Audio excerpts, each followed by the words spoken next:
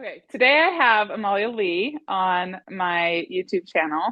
Amalia has the most amazing podcast. That's kind of how I found you actually, was through Danny Van Kay. You interviewed recently with her on a podcast and then started listening to some of your podcast episodes. And like I was discussing before we started recording, sometimes I'm a little apprehensive to get people on my channel if they don't fully align with my approach. And after listening to enough of your podcast episodes, I felt very comfortable and excited to invite you on, and you obliged. And so thank you so much for being here. Thank you for having me. Yes, you bet. So to talk about a couple of things, and a couple of the things I chose actually in particular because I think you did such a phenomenal job explaining on your podcast. One is the unicorn syndrome, which it sounds like you came up with, because I actually don't know where that originated, but it I sounds did like actually. maybe you were the start of it. So yeah, that's awesome. And I actually, it's funny because I use that a lot. Like, you are not the unicorn, stop, and that's, there we go. It's from you. So we're going to talk a little bit about unicorn syndrome, and then kind of wherever the conversation takes us, but also to a common, almost everyone I work with, and you'll agree probably, the fear of developing binge eating disorder Oh, when they're going yes. through that extreme Mhm. hunger phase, right? Which Mm. isn't just at the beginning, it comes and it goes, that extreme hunger. And especially towards the later stages is when I Mm. get people really, really worried. I'm developing binging, this isn't stopping. So we'll get there. But let's first kind of talk about unicorn syndrome. Can you just explain quickly? I'm sure most people listening, if they have, any familiarity with recovery content in mine or your world, they'll know what unicorn syndrome is. But can you kind of just briefly explain what that is? So the unicorn syndrome is a term I actually coined it many years ago on Tumblr because I noticed a pattern that so many people in recovery were going through the exact same things, but everyone thought that they were the exception to the rule, right? Mm-hmm. So everyone thought that they were the unicorn when they were instead, just kind of more like a regular horse, right? And this is not to say that everyone's recovery experience can't be different, that everyone are unique, all of that, of course. But very often with the unicorn syndrome, someone will believe that the rules and laws of recovery applies to everyone but them, right? So for example, what you mentioned, the fear of developing binge eating disorder, they will see that for everyone else, extreme hunger is a completely normal and expected part of recovery that is temporary, that will pass. But for them, because they're the unicorn, for them it won't pass, right? And very often when you ask the person experiencing this unicorn syndrome, like, okay, but why?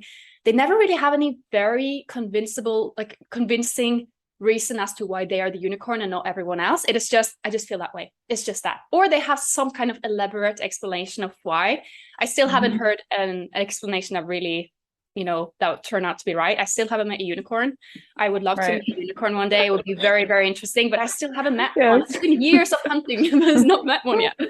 Totally. And sometimes I'll be sarcastic when they're going on and on about why they're a unicorn. I'm like, you're the first one I met. And I'll actually say it like, so Yeah. this all make, wow, you're right. You should be worried about that. And I probably shouldn't, but I'm being sarcastic, Yeah. obviously. But it's so true. You hear it over and over and over and Yeah. over again. So that's one of them. Like, oh, well, I'm going to be the one that develops binge eating disorder. What are some other common themes of people like under that umbrella that Oh, yeah, yeah. believe that they're the So unicorn? yeah, so one of them is just recovery is possible for everyone but me.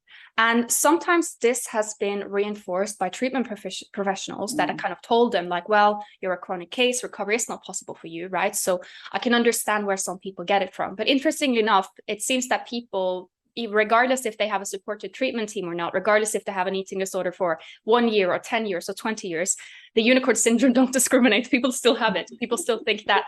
It's interesting because people sometimes have this belief that they are not sick enough for recovery, but also too sick to recover, right? So it's Uh-huh. like, Uh-huh. interesting. Or How they can haven't this? had it long enough, or they've had it too long, Oh, right? yeah. I've only Yeah. had it for Sometimes, 6 months, so I don't really think I deserve oh, recovery. Or exactly. I've had it for 40 years. I don't think I can recover. It's like, well, so 100%. you're always going to 100%. hear the other side. Yeah, Yeah, definitely. yeah, exactly. And it's the eating disorder is never gonna be happy. The eating disorder is never gonna be like, yes, you deserve recovery. Yes, recovery is Right. possible for you. The eating disorder is always gonna find a reason why it's not possible for you. So this is another common one. Believing recovery is possible for everyone but you.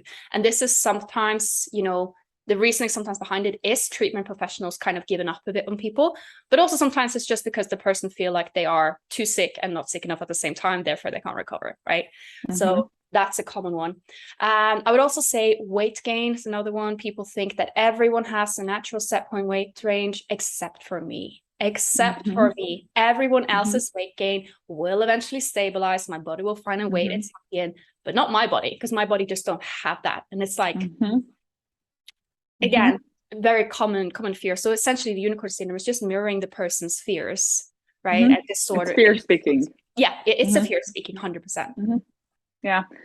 With the weight gain one, I mean, there's so many branches of that, but one I hear is like, well, I'm going to gain faster than anyone else. I gain so much faster than anyone else. Or everybody else recovers into like a normal size body, a BMI 2021, so where everyone seems to be recovering. And I'm not going to be that. I'm going to be at a much higher BMI, which that's not necessarily unicorn syndrome. That's actually the case. Most people actually don't recover into BMI 2021. Yeah. But that's sometimes what we see on Instagram of people that are going in this seamlessly beautiful linear, path to full recovery into this, what you would see is like society's, deemed perfect body type. And I think that we're doing better, I think, of people starting to come out that are not in that bracket. But I still think that there's this laser vision on just that, right? So people who are in recovery, kind of their eyes go straight to those people who are recovering that make it look like it's perfect and they're in this body that, that everyone aspires or hopes to be when they fully recover based off eating disorder terms.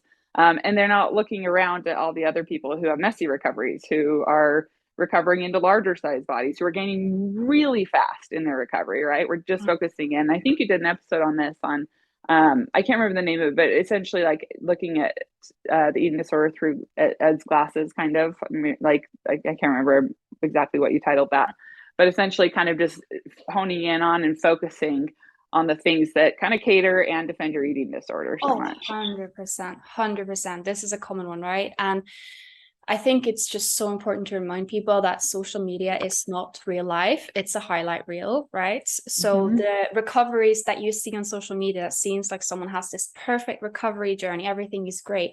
That is not really how it really is. Even those people who seem like they have that perfect, steady recovery probably don't behind the scenes, right?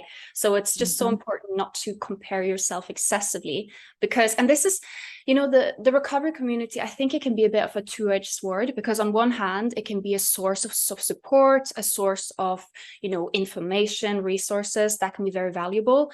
But it can also just, people end up comparing their recovery to everyone else's. And they, of course, like you said, they hone in on the people who seem to have that perfect recovery. That is the people they hyper focus on. And I'm like, why am my recovery not like that? Whilst the ones that are more transparent about their recovery being as messy as recovery is, right? They're kind of not focusing on them, right? So it's very selective comparison, right? Yep, absolutely. Occasionally, and I don't know if you've done this with your clients, but occasionally I'll challenge them to just go off of social media. It's like, just take 100%. A step back and just see and experiment. I'm not saying forever, but just kind of observe this next week where you're not on it at all, how your thoughts and how you feel about recovery change. And almost every single time it's like, wow, yeah, I was a bit sucked in. They don't realize it.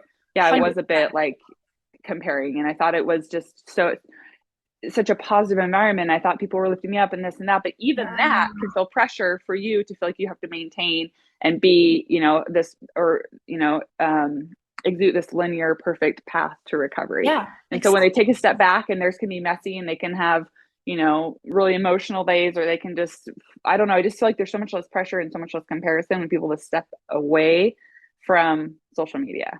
And if it's working for you to have an account through recovery, great. But I think more times than not, it's typically they get more distracted in the facade of recovery than actually recovering. Exactly. And I think people often have this idea that, well, the recovery environment should be supportive for me because it is pro recovery. Therefore, I should feel supported. I should feel this and that. And it's like, yeah, but don't think about how you think you should feel. How do you actually feel? Because if you feel like this is supporting you, this is helping you, that's great. But if you feel that it's just another source of a comparison, it's okay to take a step back. And I have been doing the exact same with a lot of my clients where, taking a step away from social media, or something that I often challenge them to do is to kind of, with their social media feed, kind of clean up the social media feed and find things that have nothing to do with recovery and follow a bunch of pages and hashtags related to that. So someone may follow a lot of architecture pages or pages about tattoos or dogs or cats, right? So that their feed is about everything except recovering eating disorders. And very often that can help them keep a bit of take a step away from the recovery community, right? So it really, I would just encourage people to try and see don't think about how you feel like you should feel. You should feel like this is helpful being in the recovery space. But if you find that it's just comparison, you're just stressing out, it's okay to take a step back. Right. Absolutely. I love that. I like that too, that I allowing the social media, but then being really selective in what you're looking at and kind of filtering out the things that aren't helpful. Because I think a lot of the people that essentially just, eating disorders are isolating, right? So a lot of people in recovery are also feeling isolated. So when you have them completely detached sometimes, and that can be quite lonely. So I like that kind of alternative to, like, let's not completely go off of it, or maybe go off it for a week and then let's bring it back in, but then let's kind of be more selective in what we're looking at. So yeah, that's great. Anything else in terms of, you hear people, trying to convince you that they're unicorns? Anything else you can think of? I mean, so much. One thing that the whole episode could be on this, but I just want to debunk. I want to kind of like put the fire out of all of these things, just so people listening are like, oh, that's neat. Oh, that's neat. Oh, that's neat. We've heard it all. I think a very, very common one is, it ties into this thing with extreme hunger and binge eating. Very often people will be convinced that the rules of that don't apply to them, and then they will have reasons they think are credible. For example, well, the thing about extreme hunger don't apply to me because I had bulimia, not restrictive anorexia, or because when I was a child, I loved sweets. I would never, like, my parents had to hide the sweets from me, therefore it doesn't apply to me. Or actually, and they just come on and on with reasons. That is a very common one, why that part don't apply to them, right? So that is another common one. They think somehow that the whole thing about extreme hunger, reactive hunger, that only applies to people who are clinically underweight or people who have restrictive anorexia. But we know that most people with eating disorders are not clinically underweight and don't have exclusively restrictive anorexia, right? So that is another one that people often think, that a lot of the rules and laws of recovery don't apply to them because they are not clinically underweight, or because their eating disorder is not exclusively restrictive anorexia. That's probably the one I hear the most, actually, right there, is that I spend half of my time in session with somebody who is, and it doesn't just happen once, it's consistently over the course of me working with them. I'm constantly reminding them that I don't care what your body size is. It doesn't matter what your weight is.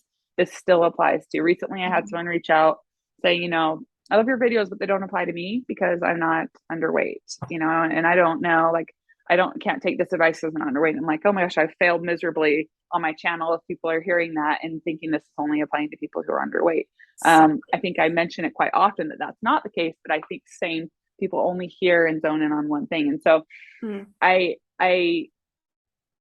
know for a fact, and statistics show, just like you said, majority of people are not in a categorized underweight BMI. In fact, a lot of people aren't even in the normal BMI range. I work with people who sometimes are in a BMI, 25, 26, 27, coming to me with all the same behaviors as somebody who I'm working with, maybe a BMI 16, 17. And they don't feel like they deserve recovery. And so the only thing I feel like I have a fighting chance at is we are working on your mental health. We are working on this mental illness, and you're just as trapped as someone who's in about BMI 16. You're just as trapped. You're just, following as many rules and restrictive, or you're just as restrictive, following as many rules, feeling like you're in prison, not living life. The size of your body doesn't determine if you get to recover or not. You still absolutely can and have to recover if you want to be free from your eating disorder. And I understand that that's not as easy said than done because of the society that we live in. And the people that I watch recover that start out in larger size bodies, I have so much respect for.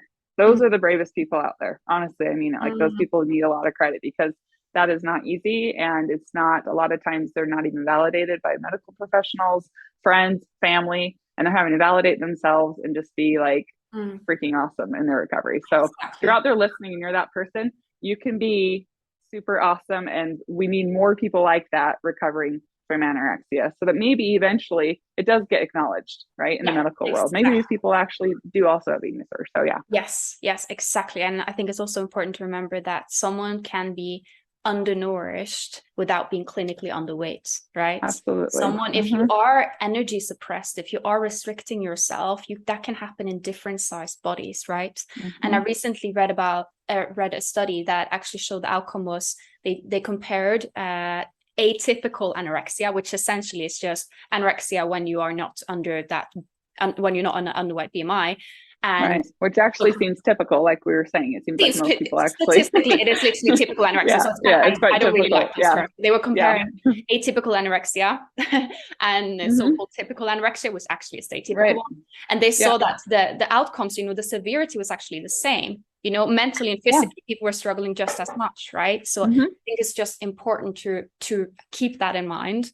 And I Right. really hope that there's going to be a lot of changes in the future of how, eating disorders are treated in also the public healthcare system, or like in wider society, how it's seen that being underweight is a side effect in some but not all cases. And also a lot of people may have a period where they, for instance, are underweight, but that is a minority of the duration of their eating disorder, right? Even more people never are underweight. That doesn't mean you don't have an eating disorder. Right. Absolutely. And I always try to encourage and motivate them by saying, like, we actually need more people like you in not the stereotypical anorexic body to recover and start having a voice and speak out and start advocating. And like, that's only, I feel like that's the only way we're going to change this, is when people start hearing about enough people who have been through the exact same experience as someone who is diagnosed underweight, who has recovered and is able to, say, I had an eating disorder and I have recovered. So yes, that's something that I feel like I have said. If I just did a little, like, recorded a little blip of saying that and then just played it, I probably played it 1,000 times saying that same thing we just talked about. So if you're ever in doubt, go back to this section of this video and listen to that again. This is applying to you. Okay, so then with unicorn syndrome, what do you, I guess, other than just repetitively repeating yourself over and over again, like, how do we get people out of that mindset? How do we get people to accept the fact that they actually do need to recover, and this approach would actually, if they trusted in it and gave it everything they have, would be able to find freedom from their eating disorder? Yeah, that's a good question. So what I tend to work when I work on debunking the unicorn syndrome is essentially I want to create new experiences with my clients that go against the unicorn syndrome, right? So for example, someone think that, let's say, their weight gain will continue forever and ever and ever. And then if they have an experience that, hey, my body actually knows how to, stabilize itself in a range that's comfortable in, then that debunks the unicorn syndrome, right? With the unicorn syndrome, I very often will have to start with the smaller things, such as like challenging a fear food, right? That's a common one. People are sure that challenging fear foods, that is something that is effective for everyone but them, right? And that is a typical practical thing we can start with, where, for instance, we challenge that fear food and then they get an experience that they did it and the world didn't end. The sun still rised the next morning. They woke out of bed. They were alive and well. None of the awful worst case scenario ideas they had in their head happen, right? So essentially, we're creating evidence for recovery. If you think of it as almost like a court case, you're creating more and more evidence for recovery. And I think another thing that is so important when challenging the unicorn syndrome is to kind of tell people that, you're not going to be completely get rid of the unicorn syndrome, but you need to do it regardless. You're going to get rid of the unicorn syndrome after your recovery, when you look back and you're just kind of shaking your head. Obviously, I was not the unicorn. Yeah. But in the moment, chances are you are going to feel like, yeah, this is not possible for me. This isn't working for me. Nothing. I'm the unicorn. And then you have to do it anyways, right? The only way, you're never going to be convinced that you're not. And then be like, now I can start. That's the problem people do, is that very often they will kind of just sit and wait for the unicorns. They think that if they just give it a bit time, the unicorn syndrome will just go away, or that they think that they can research their way out of it. They're going to go and just find enough evidence that they're not the unicorn, but then they're spending months and months researching, but they're always going to be, they're always going to find some what they think is evidence that they are the unicorn, right? If that evidence even is just their feelings, right? So I think it's important to know that you don't have to be ready to do it. You don't have to feel like you are not the unicorn in order to do it. You just have to do it, and that's how you stop feeling that you're the unicorn. Right. Yeah. It's like the more unready you feel, the more you just have to do it. You just have to dive in. Exactly. I think sometimes people think, and I certainly was guilty of this, was I thought I'd just wake up one morning and I just feel different. Like everything would click and I'd just be able to do it. Tomorrow's the day. I'm going to do it. I'm going to be able to do it tomorrow. 100%. I feel like I'm going to be able to do it tomorrow. And nothing would change. I just thought somehow somebody from outer space was going to come and start making me act different and do different things. And like, it had to be me. I had to be the one that woke up and ate breakfast. I had to be the one that stopped exercising. I had to be the one to do all of these things. It didn't just happen to me. And so sometimes I see that where people get stuck, and it's like, what do you think is going to happen if you do nothing different? Nothing's going to happen. You have to change. And as we're talking about this, like and you probably can agree, I feel like I actually truly believed all of these things for myself. I truly believed I was the unicorn. I believed that I was sick too long. You know, I struggled for 20 years and I was just sick too long and there's no way my brain was able to change. I believed that I wasn't underweight enough to start recovery. I believed that I did eat, so I didn't actually have an eating disorder because I ate 3 meals a day. I had all the things I've never heard anything that I actually didn't like experience myself in my own way of thinking when I had my eating disorder. So in some ways it's hard because I'm sitting there on the other side listening, just going, oh, I'm so sorry. Like, you're going to just have to, there's nothing I can say because nothing anyone ever said to me ever made any sense or did I believe until I just started doing it. And so, yeah, I like what you advise your clients, just start doing these little things and then experience what that's like and realize you didn't die. It's okay. You can take the next step. Keep going, keep going, keep going. So it's great. This is something a little bit off topic than what I had mentioned we've discussed, but I think you're well equipped to talk about it. Quasi recovery. So this is one of the things also that majority, to be honest, of the people who reach out to me are stuck in that, right?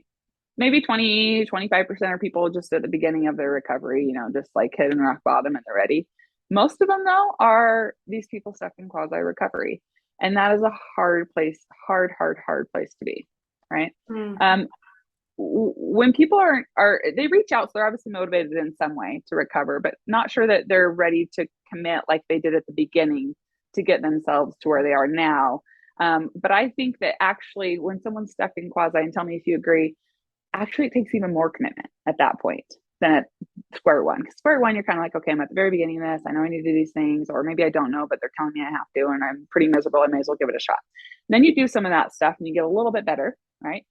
You're functioning better. You're maybe socializing a little bit more. People aren't worried about you. You're kind of fitting in. No one's really saying anything, but you're more mentally tormented than ever because your body's changed. You haven't rewired for your weight gain and you feel so incredibly stuck. You have a laundry list of fear foods still going on. You've got still a weird relationship with movement, but now you can't justify it because you've gained some weight in recovery. What do you tell people when they're stuck there? You know what? This is a very, very common one. And often I see this being reinforced sometimes even by treatment professionals, where they're kind of like, oh, well, you are at X weight. So, you know, we can just kind of keep it there, right?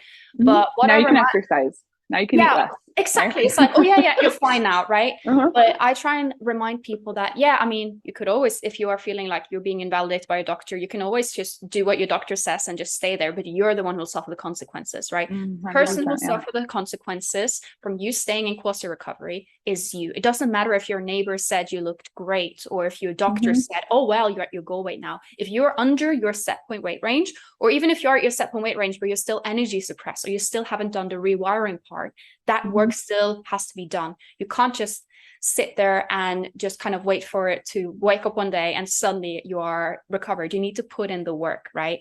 And I often, when I discuss recovery, I tend to talk about, you know, the 3 R's of recovery, which is rewiring, restoration of weight, rest. And the last one, which is also very important, is, did I say rest? I said rest. I think refeeding, right? Rest, or rehabilitate. Restoration. Do you see rehabilitate and refeeding the same thing? Yeah. So refeeding as well, right? So you have to have all of these things. You need to rewire, you need to refeed, you need to rest, and you need to restore to your set point weight range, right?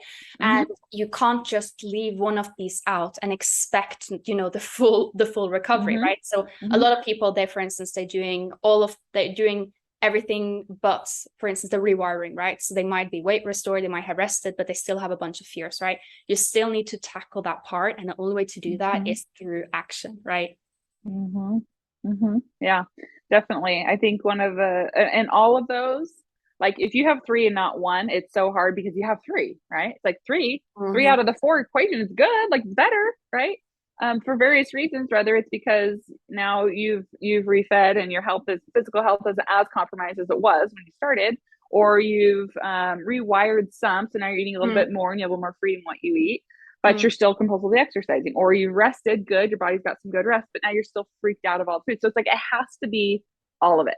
Has to be all of it. You can't miss one piece and expect freedom. It's just not going to happen. Exactly. So each one is equally as important as the other one. Exactly. You have to do them all, right? And very often people enter recovery, they have a bit of an unrealistic view. They think, well, I'll just do all the rewiring and all of that, but I'm not going to restore weight, right? They Mm-hmm. think that they can kind of get out of it by skipping a part. Mm-hmm. But then you are Mm-hmm. still I'm going to doing, outsmart the system. I'm going to outsmart the system, right? Yeah. But then you're still doing the recovery on the eating disorders part, because who is it that wants you to skip one of the steps? It's the eating disorder, right? And you can't expect full recovery, because recovery is literally can be defined as the absence of the eating disorder, whilst the eating disorder was what had a, was controlling your recovery essentially, right? So I want to kind of just remind people, you want to cover everything. And if you are someone who's covered some but not all, it is not necessarily, oh, it's too late for me now, I just have to stay this way. No, you can still, pursue full recovery. I actually just recorded an episode on this, on what to do if you have been restrictive in your own recovery. Maybe you quote unquote weight restored on a lower intake, right? And how people often think, well, it's over for me now. Now I can't do it but the truth is that you still can do it, right? You still can do it. Absolutely. You have to do it. You come so far. You have to finish. You got to finish. Trust me, it's so worth it. Yeah. Exactly. I feel like to stay in quasi recovery, you've got to be a master at justifying your behaviors and or in denial. The only way you can actually stay in quasi for an extended period of time, I feel like, are those two things. You got to be able to justify your behaviors, and you're in some form of denial.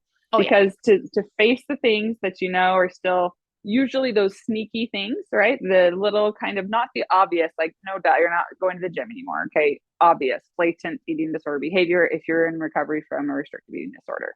But the walking, right? Maybe that's kind of snuck back in. Or maybe like you're kind of pushing back meals. Well, you're still eating 3 meals a day, right? But you're kind of just starting to push them back a little bit.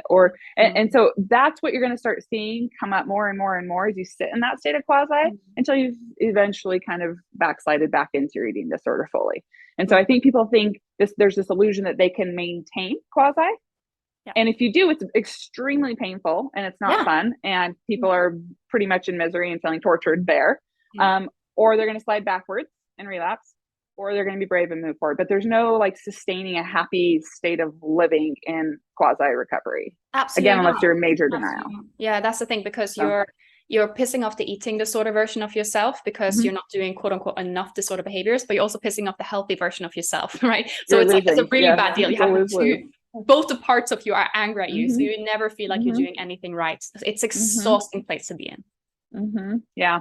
And people will ask, like, how do you know when you're fully recovered, kind of going off of this topic? And I was telling, like, if you're having to talk yourself into being recovered, or you're trying to convince yourself that you are, you're probably not, right? Exactly. There's a really confident feeling that comes over you. At least that's how I experienced it, where it was like, I just killed eating. I mean, I feel like I could look back and be like, I just literally crushed that. Like, it's gone. Yeah. I moved past that. And if you can't feel that and you're still kind of, it's lingering, you're having some good days, some bad days, there's still more work to do.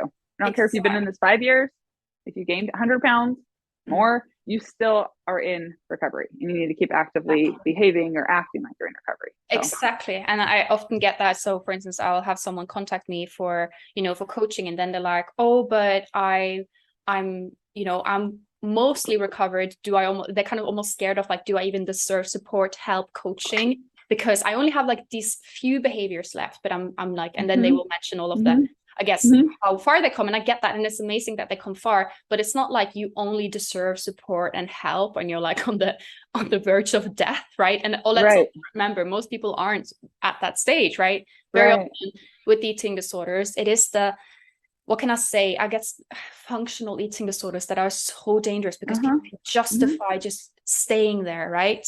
And it's just torture. It's not a good deal. You think it's a good deal. You think you do it because, oh, this is all I can handle. This eases my anxiety to stay in this state, but actually just creates more pain long term for short term. Absolutely. Right. Absolutely.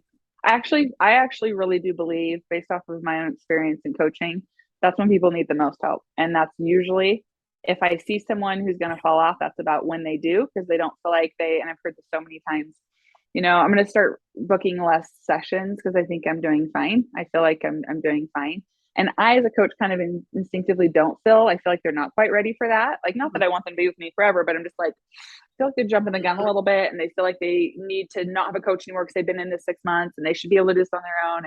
And absolutely, yes. But I feel like it's not coming from a place of because they truly feel like they can go and do this on it. It's coming from a place of, I really shouldn't need a coach. Yeah. I really shouldn't need that support. I've already gained all this weight. My life's it's better. And if we don't see that to the end, oftentimes what happens is months or years go by and someone reaches out again. And it's like, I debated, or they're emailing, I don't know, here's where I'm at. I don't really feel like I deserve a coach, just like you said. And it's like, oh my gosh, that last like 10% is where you need whether it's a coach, a friend, a family member, whatever, you need so much support to get you to the end, because that's where people become complacent. Exactly. That's often the thing. Very often what people find the most challenging in recovery is just letting go of the last bits, right? And, one thing is people will come to a point where they're more independent and need less support, but very often people can sometimes they think that, oh yeah, I just need less support now. And then actually it is just, I feel like I should need less support now, right? I often tell there's people, a difference. Yeah, there's a difference. I often tell people, when you are so busy living your life that you're almost like, oh, damn it, I have coaching again. Oh, what a waste of my time. That is a very good time. Okay, great. Cut down the session. But if you're like, oh, damn, I've been doing this for months. At that weight, I've been doing this. I feel like I don't need it anymore. That's not necessarily how it works, right? Right. Absolutely. In fact, that's funny. Just last week, a client said, and I've worked with her for a while, and I absolutely adore this woman. And she was like, Becky, no offense, like I love talking to you, but I'm actually like, she gets up, she lives in Australia, so she has to get up very early to talk to me. It's like 5:36 in the morning. She's like, at the beginning, I was like excited and energized and like had to talk to you, and I was really dependent on that. And now it's like, oh, I hit my alarm and I really don't want to get up to talk to you. And I was like, she's like, thought she was going to offend me. I'm like, that's actually the biggest compliment ever, that you don't want to talk to me anymore. Like, I love that you would rather sleep than talk to me. I'm boring. Once you've gotten to a place where you're doing much better, no one wants to talk to me, right? And so that's like a true intrinsic, I feel like I'm doing better and I don't need as much support, versus the like jumping the gun and kind of feel like this is going on too long and I really don't I can't justify paying for a coach anymore, or I really just should be able, I'm going to see if I can do this on my own now, that type of thing. I usually get a little bit nervous about when people kind of fall off that way. So I kind of want my clients to get to a point where they're bored of talking with me and I'd rather do other things. I say, you know what, I'm not going to be offended. That is what we want to do. Then I know my job. That is a perfect mental marker. That is a very, very good thing. Yes. Okay, let's shift gears a little bit over to this fear of when you're going through extreme hunger, this fear of developing binge eating disorder. I don't know if anyone I've ever, worked with has ever not experienced that fear. I'm guessing you probably are in that same boat as well. What do you do? And I appreciate science and logic, and I think you do a brilliant job of explaining that. So maybe can you explain what's going on when someone's going through, be it mental or physical, extreme hunger? I see both as very, very, very important to listen to. Probably even more mental hunger than physical at stages in your recovery, because sometimes our hunger hormones are all over the place, or hunger cues, and that mental hunger is such a reliable source of hunger. But what's going on when somebody is eating and eating and eating, call it a binge, a feast, reactive eating, whatever you want to call it, and these people are freaking out? What do you tell them, kind of logically try to break this down scientifically to help them to settle or calm down a little bit? Probably doesn't like completely take away the fear, but just to some degree to get them to at least keep going. I essentially remind people that they are in a very large energy deficit, and right now your body is detecting, oh, there's food coming in, and then detecting, oh, we need more of this. You essentially have starved your body. Your body is kind of just being desperate for food, right? It is such a logical thing when someone is, undernourished. Very logical that the body will be like, go food searching, making you obsessed about food, making you extremely hungry. It's such a logical response, right? So I just remind people that this is common. I remind people this is shown in studies to be a common, literally how human beings react to starvation, right? And it's interesting because we can see it when it comes to other basic biological needs. If I spend the next 3 days not sleeping, you know very well that by day 3, I'm going to struggle to stay awake. And for the next day after that, I'm going to just be nodding off, and I'm going to have a few days where I'm just sleeping a lot, right? And now think of that is what happens for a few days of not sleeping. And then think of how long have you been restricting for, right? You are basically catching up for a long period of restriction. It's a completely normal need, right? When I'm falling asleep after 3 days of staying awake, that is not me being lazy or greedy, unable to control my sleep, or getting addicted to sleep, getting like oversleeping disorder. No, it's a reaction to something. And that's why I like using the term for extreme hunger. I often like using the term reactive hunger, because it is in the name, it implies that it is a reaction to something. And interestingly enough, the scientific name for extreme hunger, because it is a scientific thing, is post-starvation hyperphagia, right? Notice the post-starvation. It is a form of increased hunger that occurs during after a period of restriction, right? And if your extreme hunger started during after a period of restriction, then, you know, it seems that correcting that restriction would be the solution, right? But instead, people go and think, well, the solution would be to try some self-control, be mindfulness, exclude certain foods. People look for other solutions where they want to find them, right? Solutions that please eating disorder. So I remind people that the best way to deal with extreme hunger is by actually eating sufficient, eating, you know, making sure that you are getting enough food throughout the day. And when extreme hunger hits and you have that feast, there's nothing wrong about that. There's nothing wrong about that, you know? There's nothing wrong about it. It's not something necessarily that you need to like try your best to avoid, right? It's a completely okay feasting and eating more in recovery, right? Right, absolutely. Not only nothing wrong with it, but there'd actually be something wrong if you didn't. Like that, I mean, that's what eating disorder is, right? Ignoring the biological needs to eat. There is something wrong. Like if you are preventing that, same thing with like your sleep analogy, which I love, like what person, I mean, seriously, think about this. You haven't slept for 3 days and you have this opportunity to take lots and lots of hours to just rest and sleep. What person's like, I think I'm going to pace this out. I think I'll have an hour extra a day for the next month. And eventually that's, why would you do that? Like, why would you not take advantage of the time that you have to sleep and feel better faster, right? And exactly. So I like that analogy because it is really the same thing, but somehow it just, you know, when you've got the eating disorder, it's like, no, it's different. It's different. Actually, it's not. All of those things are things your body needs. And it's absolutely necessary and has to happen that you allow yourself to just indulge and allow yourself to eat as much as your body's asking for, regardless of how much that is. I think sometimes the term extreme hunger gets like, there's this definition that people see as this narrow lens of like, extreme hunger is when you are physically hungry and your body is, you know, everything you eat is burning a hole in your stomach and you're just eating more and more and you're so hungry and you never can get full and you just keep eating and eating.